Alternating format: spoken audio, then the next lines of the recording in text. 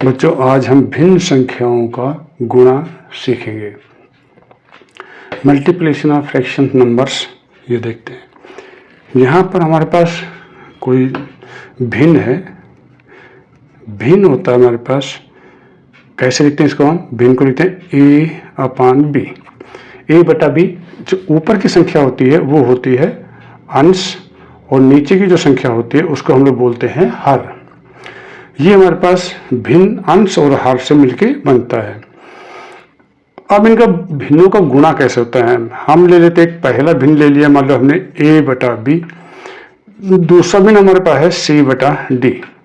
यहाँ पर देखो हम इन दोनों भिन्नों का गुणा करेंगे, ए बटा बी और सी बटा डी। इसका अंश ए है और हर बी है, अंश सी है और हर डी है। तो यहाँ पर जब इनका गुणा होता है तो गुणे के अंदर हम भिन्नों के गुणा में क्या करते हैं? अंश अंश का गुणा करते हैं, यानी ए का गुणा करेंगे सी के साथ और बी का गुणा करेंगे डी के साथ। यानी कि अंश का गुणा अंश के साथ और हर का गुणा हर के साथ। भिन्नों में हम ऐसे करते हैं। एक एग्जाम्पल लेते हैं इसका कोई। ये हमारे पास हो गया, इसका रूल लगा लो। अब हमारे पास एक एग्जाम्पल है 2/3, मान लो लीजिए 7/5।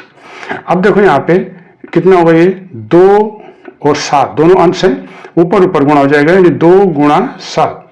नीचे क्या होगा? 3 गुणा 5। इनका गुणा करेंगे, कितना आएगा? ये हमारे पास 2 7 14 और 3 5 15। ये हमारे पास क्या होगा? इसका आंसर होगा। एक एग्जाम्पल और ले लेते हैं हम लोग। जैसे हमने ले लिया 1/3 और 1/5। यहाँ पर देखो ऊपर ऊपर गुणा होगा, यानी 1 एकू 1 और 3 5 15। 3 का 5 से गुणा, 3 का 5 से गुणा करेंगे, कितना आएगा? 15। ये हमारे पास आंसर हो गया। एक और एग्जाम्पल देख लेते हैं हम लोग। 1/3 गुणा 5/1 ले लिया। 5/1 इसको हम लोग कैसे लिख सकते हैं? 1 5 5 और 3 एकू 3। यहां पर जो हमारे पास 5/1 है, इसका मतलब होता है सिर्फ 5। यानी अगर हमारे पास कोई एक संख्या है, जैसे हमारे पास एक संख्या है 1/3 गुणा में 5, तो ये जो 5 है ये अंश मानी जाती है और इसका हर कितना माना जाता है? 1। तो इसका हम लोग हर को 1 मानते हुए इनका हम गुणा कर लेंगे, यानी कितना आएगा? 1 5 5 और 3 एकू 3। ये था हमारे पास गुणा। अब हम और एक एग्जाम्पल ले लेते हैं। मान लो हमारे पास कहीं एक से ज्यादा भिन्न हो तो क्या होगा? हमारे पास मान लो एक भिन्न है ए बटा बी गुणा सी बटा डी गुणा ई बटा एफ। चाहिए हमने 3 भिन्न लिए हैं, 1 2 3, और इससे ज्यादा भिन्न भी हो सकते हैं, परंतु हम लोग उसका नियम वही होगा, यानी ऊपर अंश अंश का सभी का एक साथ गुणा कर दो। क्या होगा? ए गुणा सी गुणा ई बटा में बी गुणा डी गुणा में एफ। ये हमारे पास होगा अगला रूल। कितने भी भिन्न हो, अंश अंश का गुणा करना है और हर हर का गुणा करना है। तो ये हमारे पास आएगा। एक एग्जाम्पल इसका भी ले लेते हैं। 1/2 ले लिया, मान लो 3/5 और 7/5 ले लिया। देखो यहां पर हमारे पास क्या होगा? ऊपर अंश 1 3 और 7 है, तो क्या होगा? इनका गुणा करेंगे तो 7 3 21 21। कितना आएगा ऊपर गुणा? 21। नीचे क्या होगा? 5 5 25 और 2 50। ठीक है, 50 आ जाएगा हमारे पास। फिर करके देखते गुणा। 2 5 10 10 5 50, 50 आ गया। ये हमारा इसका आंसर हो जाएगा। इसी में मिलता जुलता एक और एग्जाम्पल देख लो हमारे पास। अगर हमारे पास कोई भिन्न इस प्रकार का हो, ए बटा बी गुणा सी बटा डी गुणा बी बटा ई। अगर मान लो कहीं हमारे पास ये आ जाता है, ठीक, ये हमारे पास भिन्न है, तो इसमें देखो यहाँ पर ऊपर अंश में यहाँ पर क्या है? बी, और यहाँ हर में कितना है? बी। अगर दोनों में एक जैसे हो, कोई संख्या कटती हो, तो हम उसे पहले काटेंगे, काटने के बाद में ही हम गुणा करेंगे। तो यहाँ पर ए है, यहाँ ए नहीं है, सी है, सी नीचे कहीं नहीं है, नीचे ई है पर ऊपर ई कहीं नहीं है। अब जो बच गया हम उसका गुणा करेंगे। क्या गुणा करेंगे? इसका कितना आएगा? ए गुणा सी बटा डी गुणा ई। ये हमारा इसका आंसर आ जाएगा। इस पर एक बेस्ट एग्जाम्पल और ले लेते हैं हम लोग। हमने ले लिया क्वेश्चन 1/2 मल्टीप्लाई 2/3 मल्टीप्लाई 15/7। देखो ये हमारे पास क्वेश्चन है। इसमें देखते हैं हम लोग, इनका वैसे गुणा करेंगे तो कितना आएगा, 1 गुणा 2 गुणा 15 कितना आ जाएगा 30 बटे, नीचे गुणा करो 2 3 6 7 42 आ गया। ये हमारे पास आंसर नहीं होगा, क्यों? क्योंकि इसके अंदर कुछ संख्या देखो ऊपर नीचे कट रही है। 30 है, ये 2 से कटेगा, ये भी 2 से कटेगा, ठीक है। और अगर हम लोग देखें 6 से, देखें 6 से 30 भी कटता है और 6 से 42 भी कटता है। तो हम इसको 6 से काटें तो 6 पंजो 30 और 6 सत्ते 42। इसका आंसर कितना आया 5/7। ये आंसर आएगा हमारे पास, ये आंसर नहीं होगा। हमारे पास आंसर कौन सा आएगा 5/7। देखो पहले हमने क्या किया, इनका गुणा किया, फिर यहाँ पर काटा, काटने बाद में हमारे पास आंसर आया। ये थोड़ा सा टिपिकल हो गया। इसी को अगर हम ऐसे करें, किस रूल के हिसाब से, इस रूल के हिसाब से अगर हम लोग करेंगे तो क्या होगा, देखो 1/2 मल्टीप्लाइड 2/3 मल्टीप्लाइड बाई 15/7।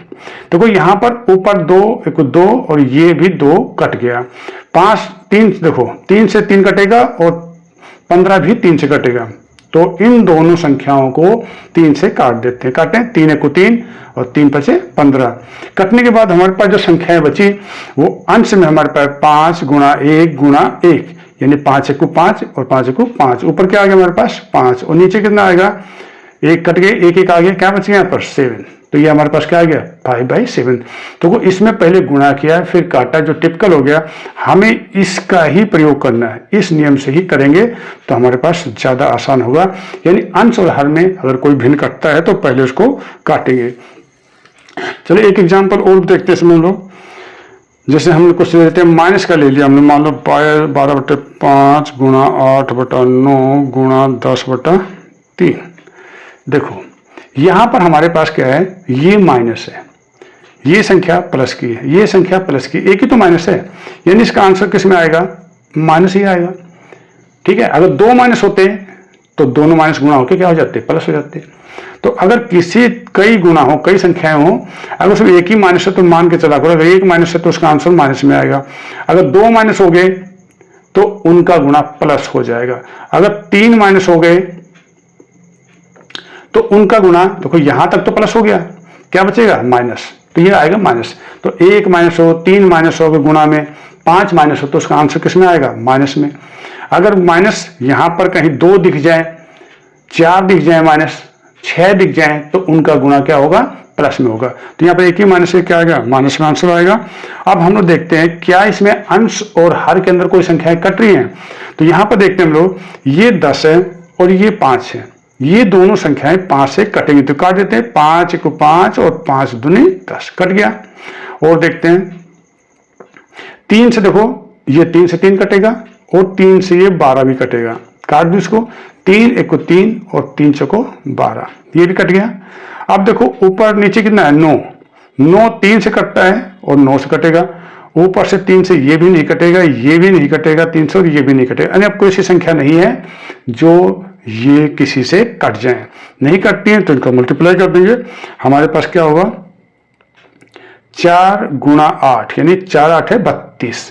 32 का गुणा करेंगे हम लोग किससे, 2 से। 32 का गुणा किया 2 से, कितना आ गया 32 दूनी 64। ठीक है, नीचे देखते हैं 1 1 इनको छोड़ दो, क्या बचा हुआ है 9। ये हमारे पास इसका आंसर आ जाएगा। एक एग्जाम्पल और ले लो। हमने एक एग्जाम्पल लिया यहाँ पे, 2 सही 3/4 गुणा 1 सही 7/12। ये गुणा हमारे पास, तो हमें क्या करें इसका गुणा, ये 4 का गुणा करेंगे 2 के साथ, 4 दूनी 8 और उसमें 3 जोड़ेंगे, कितना आएगा 11/4।